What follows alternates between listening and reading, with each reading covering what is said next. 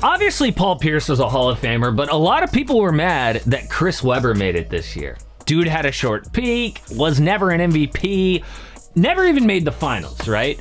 But I mean, people freaked out about this. What's this bullshit? I don't care.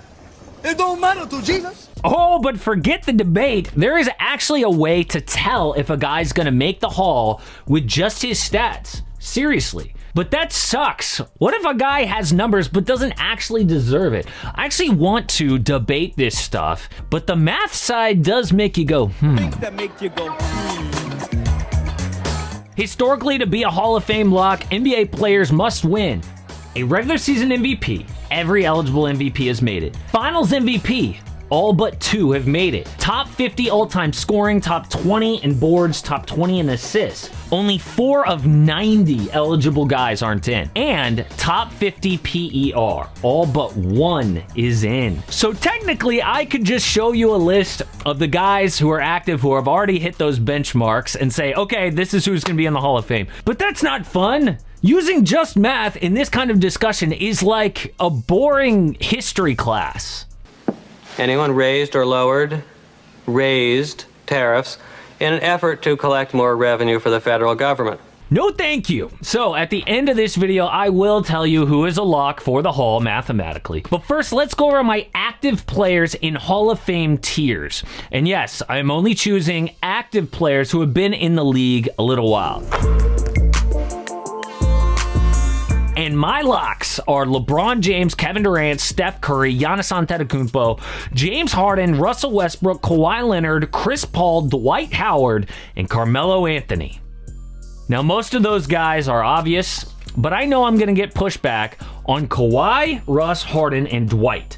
So look, Kawhi is a lock because he's got 2 Finals MVPs and a Defensive Player of the Year. I know he's injured a lot these days, but when healthy, he's accomplished more than most players ever will.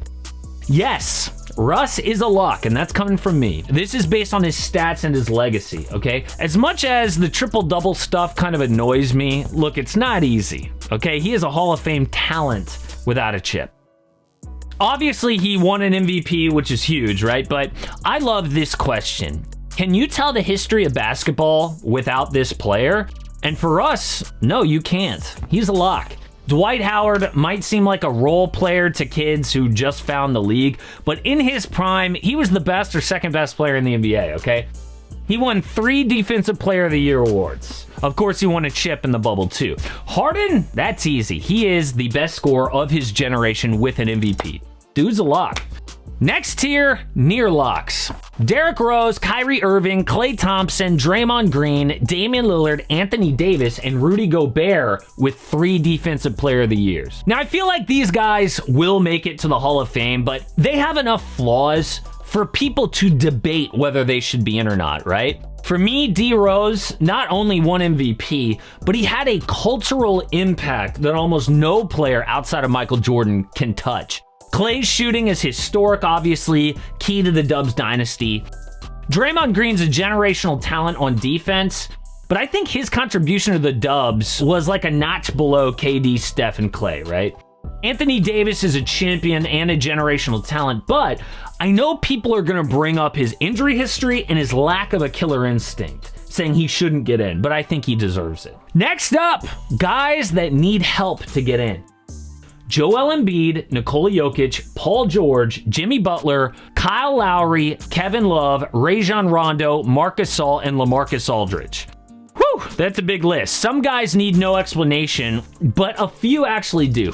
First, Jokic. He's an MVP, which should make him a lock, right? But part of that was because of all the star injuries last year. If he never makes a finals, I think he does need to do a little more. Joel Embiid is in the same situation, but he doesn't even have an MVP, right? This dude, to me, is an all-time talent on both ends. He'll go down as one of the best in Sixers history, but I think he needs to stay at his peak for like 7 to 9 more years and avoid injuries.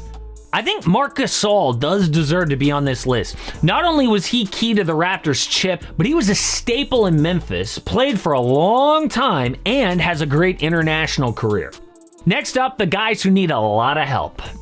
And that is John Wall, Bradley Beal, Blake Griffin, Mike Conley, and Lou Williams. There is still hope for all 6 of these players, but it's not looking great. Conley is similar to Marc Gasol without the international career. A culture setter for a decade plus in Memphis. At one point, he was the highest paid player in the league. He is one of the most respected guys of his generation. But no hardware and only 1 All-Star means he does need a lot of help. Lou Williams is really interesting because he's definitely not a star, but anyone who plays for like 20 years and wins 3 Sixth Man of the Years has to be in this conversation. John Wall was on this trajectory, but injuries have obviously slowed him down.